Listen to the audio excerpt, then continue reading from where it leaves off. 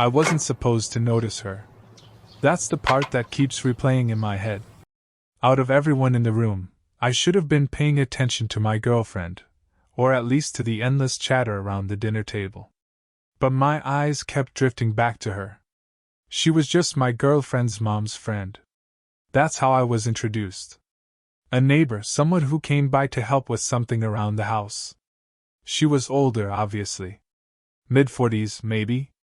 But the kind of older that made the word feel irrelevant. I remember the first time we actually spoke, after dinner, when I offered to help carry some boxes into the garage. My girlfriend had gone upstairs, her mom was busy on the phone, and suddenly it was just the two of us, standing in that dimly lit space that smelled like dust and old paint. She brushed her hair back with the side of her hand, a nervous little gesture, and said quietly, "You don't have to help with this, you know." I should have laughed it off, should have gone back inside. But instead I stayed. "It's fine. I don't mind." My voice cracked a little more than I wanted it to. For a moment neither of us spoke. The silence stretched, not awkward, not exactly comfortable either, just charged. She lifted one of the smaller boxes, her wrist trembling slightly under the weight. Without thinking, I reached out and steadied it with my hand. Our fingers brushed. She pulled back instantly, too quickly, almost like the contact had burned. She looked at me, sharp and direct, and then just as fast, looked away. That should have been nothing. A mistake. But the truth? My pulse didn't believe it was nothing. We carried the boxes in silence after that, though silence doesn't mean nothing. Every scrape of cardboard, every step across the cold concrete, felt magnified. She wouldn't look directly at me, but I caught the way her lips pressed together like she was holding back a word. When we were almost done, she finally spoke again, too casually, like she'd rehearsed it. "So, you're studying at the university, right? Your girlfriend mentioned it." I nodded. "Yeah. First year. Business major. Or at least I think so." She smiled, faint but there. "I remember being that age. Not knowing what you wanted, but feeling like you had to already." Something about the way she said it made me pause. Not just the words, but the tone, like she wasn't talking about me at all. Like she was remembering herself. I wanted to ask more, but before I could, the last box slipped from her grip. I caught it just before it hit the ground, but my hand closed over hers in the process. This time, she didn't pull away immediately. Her hand was smaller than I expected, softer too. She froze, her breath catching just enough for me to notice. My own heart stuttered, and suddenly the garage felt too quiet, too close. We stood like that, touching but not moving, for longer than either of us should have allowed. Finally, she exhaled, a whisper of a sound, and looked straight at me. Her eyes were darker in the low light, unreadable. Then she said the line that ruined every attempt I'd made to tell myself this was nothing. "You shouldn't hold me like that." And yet she didn't let go. She said it so softly I almost thought I imagined it. "You shouldn't hold me like that." But she didn't pull away. And I didn't either. Her hand was warm in mine, fragile in a way that made me want to keep holding on, protect it, even though I knew I had no right. That's what made it feel dangerous, not just because of who she was, but because of what I wanted in that moment. The box finally slipped between us, breaking the contact. She bent to set it aside, and when she straightened, she wouldn't look at me. Her voice, when it came, was steady, but too careful. "I'm not used to people helping me with this stuff. I usually just do it myself." It was a simple statement, but there was something behind it, something raw. I caught the faintest hesitation before. "Do it myself." Like she'd almost said be alone instead. I shifted my weight, unsure what to say. My girlfriend had never told me much about her mom's friend, just her name, how she came by sometimes to help around the house, how she'd been divorced. Forever ago. Nothing that mattered then.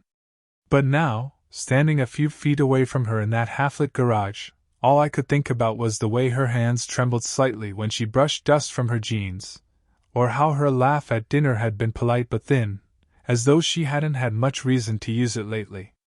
"You don't have to do it all by yourself," I said before I could stop myself. She looked at me then, sharp, like she was testing if I knew what I meant. For a second, I wished I could take the words back. But then her gaze softened. "You say that now," she murmured. "But people always leave eventually." The words hung between us, heavier than the boxes had been. I didn't know her story, not really, but I felt it in my chest anyway, that hollow ache that comes from being let down too many times. I wanted to tell her I wouldn't. That I wasn't like the others. But that was a lie, wasn't it? I was 20, barely old enough to know what I wanted for dinner most nights. She had a life, a past I couldn't begin to understand. Still, I found myself noticing things I shouldn't have, the way a strand of her hair had slipped loose from behind her ear, the faint crease at the corner of her lips when she pressed them together. Tiny details that shouldn't matter, but did. She broke the silence first, voice lower now, almost a whisper. "You can head back inside if you want. I'll finish up here." I should have gone. I knew that. But my feet didn't move. Instead, I heard myself asking, "Do you want me to stay?" Her eyes lingered on me, long enough that I felt every second. Then, slowly, she reached out, not for my hand this time, but for my arm, just above the elbow. Her fingers were light, hesitant, but they stayed there. "I shouldn't," she said. "But maybe just a little longer." And for the first time that night, I wasn't sure if either of us believed we were talking about boxes anymore. Her hand lingered on my arm, light as a thread, but enough to tie me to the spot. I kept telling myself to move, to step back, to laugh it off like it was nothing. Instead, I stayed rooted there, every nerve tuned to the quiet between us. She let go before it became too obvious, her fingers slipping away, and bent down to adjust one of the boxes we'd stacked. The movement was practical, but her silence wasn't. I cleared my throat, needing to break it. "You know, you don't have to do everything alone. People would help if you asked." She gave a small laugh, more like air pushed through her nose. "That's the trick, isn't it? Asking." She straightened, brushing her hands on her jeans. "I stopped doing that a long time ago." There it was again, that flicker of honesty slipping through the cracks. I should have let it pass. I should have nodded and kept quiet. But instead I said, softer than I meant to, "Maybe you asked the wrong people." The words hung in the dusty air. Her eyes met mine, and this time she didn't look away. The weight of it made my chest tighten. I wanted to pull back. To remind myself she wasn't mine to think about, that she wasn't supposed to be anything more than who she was. But the longer we stood there, the less convincing that voice in my head became. Then, a small sound broke the moment, the sharp buzz of her phone vibrating on a nearby shelf. She glanced toward it, hesitated, then picked it up. Her face softened for a second when she saw the screen, then clouded over just as quickly. She didn't answer, just turned the phone face down on the shelf with a sigh. I tried not to ask. I tried to leave it alone. But curiosity, and something else I couldn't name, got the better of me. "Someone important?" She hesitated, then shook her head. "Not anymore." The words landed heavier than I expected. Not anymore. Past tense. Regret woven through every syllable. I should have said something light, something that would steer us back into safer territory. But I couldn't. All I managed was, "You deserve better than that." Her lips parted like she might answer, but nothing came. Instead, she stepped a little closer, close enough that I caught the faint scent of her perfume, warm, subtle, the kind that lingers even when the person has left the room. I told myself to step back, to laugh, to make space. But my body didn't listen. She reached past me toward another box, her shoulder brushing mine. A simple accident, nothing intentional. But she didn't move right away, and neither did I. The closeness made the garage feel even smaller, like the walls were leaning in. Her voice was quiet, almost lost between us. This is a bad idea. I swallowed hard, my throat dry. Then why does it feel like we're still standing here? The sound of footsteps on the floor above us cut through the silence. Her friend, my girlfriend's mom, moving around upstairs. We both froze, as if caught, even though nothing had actually happened. Not yet. She turned her head slightly, her cheek only inches from mine, and whispered, "You should go before someone comes down here."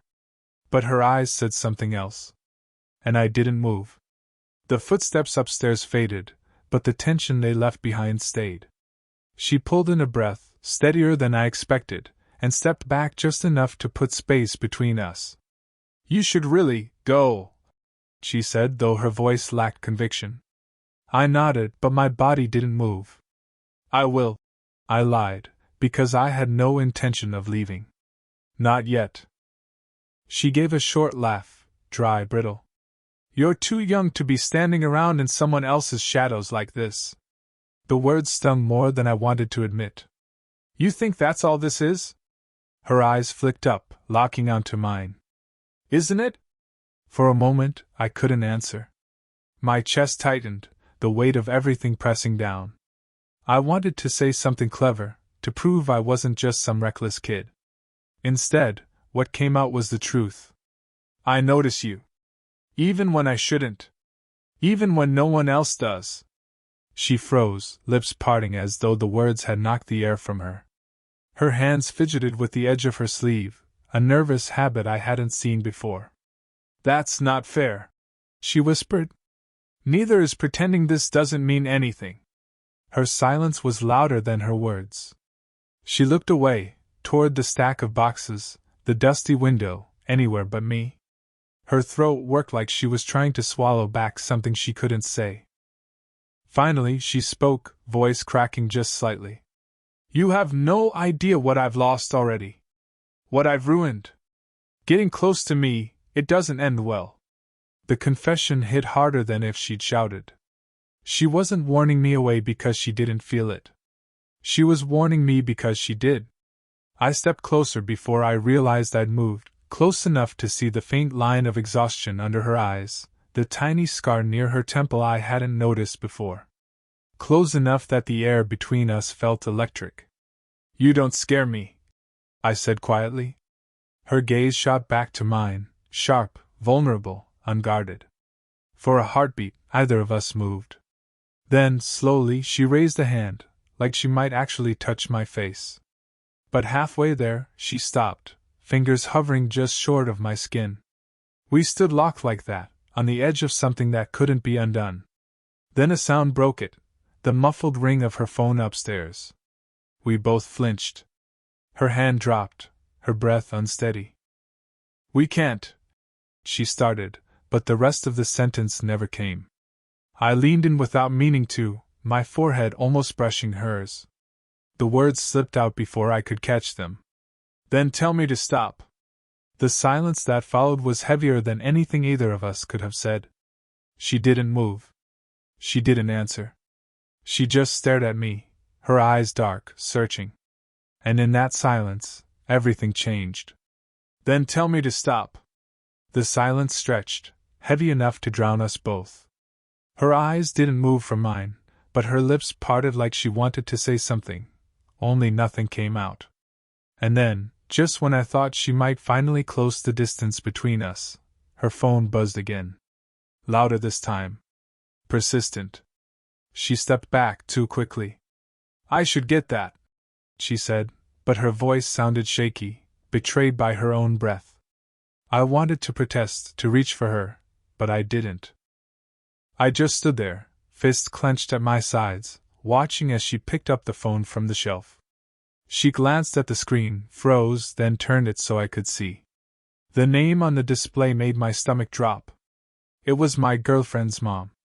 She hadn't called once. She'd called 5 times. And suddenly the truth hit me. This wasn't just her friend helping out. This woman, the one I couldn't stop looking at, wasn't just a neighbor or casual acquaintance. She was closer than that.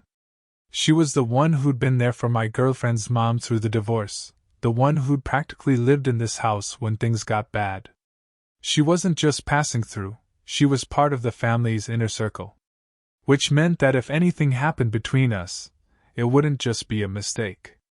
It would be a betrayal that rippled through everyone. Her hand trembled as she silenced the call. She'll come looking if I don't answer soon.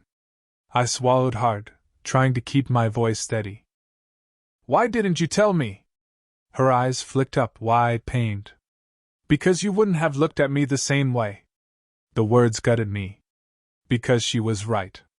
Knowing who she was should have changed everything, should have pulled me back, reminded me of all the reasons this couldn't happen. And yet, standing there, all I could think was that I still wanted her. Maybe more than before. You think hiding it makes this better? I asked, harsher than I intended. No, she said quickly, almost desperate. It makes it worse. But you don't understand, I don't get to feel like this anymore. Not with anyone. It's not allowed. And then you walked in, and you noticed me, and I didn't know how to stop it. Her voice cracked on the last word, and I felt something twist inside me. She wasn't playing a game. She wasn't trying to tempt me. She was scared. Vulnerable. Human. I took a step closer, ignoring the warning in my head. So what do we do? She didn't answer. Instead, she shoved the phone into her pocket, then looked at me with eyes that seemed torn in two directions. And then, in the faintest whisper, she said, We don't let anyone find out. The sound of footsteps creaked on the stairs again, closer this time. Both of us froze. Her hand brushed mine, just for a second, and her eyes locked on me. Not a word, she breathed. The door handle rattled. The door rattled once, then stilled. Whoever was on the other side must have decided against coming in. The sound of footsteps retreating up the stairs left the garage in silence again. She pressed her back against the wall, exhaling shakily. I was still frozen, every muscle tight, waiting for her to say something. Finally, she spoke, voice low. This can't keep happening. We're playing with fire. I nodded, but my chest felt hollow. I know. I've been telling myself to walk away since the second I met you. And I still can't. Her eyes flicked to mine, sharp, searching. Why? You're young. You have a life waiting for you, people who make sense. Why risk any of that on me? The words stung, but not because they weren't true. They stung because she believed them. Because she thought she wasn't worth it. I took a step closer. Because you make me feel seen. Not as somebody's boyfriend, not as a kid who doesn't know what he's doing. Just me. Her lips parted, and for the first time, I saw the crack in her armor widen. She didn't hide the tremble in her hands, or the way her shoulders sagged like she was tired of carrying something too heavy for too long. You don't know what I've done, she whispered. The mistakes I've made. The things I regret. I hesitated, then reached out, barely brushing my fingers against hers. Then let me know. Let me carry some of it with you. Her eyes shone in the dim light, and she shook her head, but she didn't pull away. You don't deserve my baggage. Maybe not, I said softly. But I want you. Even with it. For a long moment, we just stood there, her hand in mine, the silence so heavy it felt like the world had narrowed to this single point. Then she leaned her forehead against mine, her breath uneven. If we do this, there's no going back. I swallowed, the weight of her words pressing into me. Then maybe we stop pretending we want to. The space between us dissolved. Not with a sudden rush, but with the slow inevitability of something that had been building for too long. Her lips brushed mine, tentative at first, almost as if she was waiting for me to pull away. I didn't. The kiss was quiet, fragile, but real. And when she pulled back, her eyes were wet, though she didn't cry. God help us, she murmured, shaking her head. But her hand stayed on my cheek, her thumb brushing the edge of my jaw. And in that moment I knew it wasn't about God, or right, or wrong. It was about the fact that she didn't push me away. Not this time. Not anymore. The garage was silent again, except for the sound of both of us breathing like we'd just crossed a line we couldn't erase. And neither of us wanted to. The garage never felt smaller than in that moment, her forehead against mine, her hand still cupping my face like she couldn't quite let go. The kiss lingered in the air, fragile and unrepeatable, as if the world was holding its breath with us. When she finally stepped back, she didn't run, didn't retreat into excuses. She just looked at me, steady and tired and real. So, what now? I could hear the footsteps upstairs again, faint, reminding me that life beyond this room still existed. But for once, I didn't care. We stopped pretending, I said quietly. Her laugh was soft, almost disbelieving. You make it sound simple. Maybe it is. I shrugged. We either keep lying to ourselves, or we admit what this is. The silence stretched, not as heavy as before, but thoughtful. Her hand dropped to her side, and she leaned against the wall, arms crossed, eyes searching my face.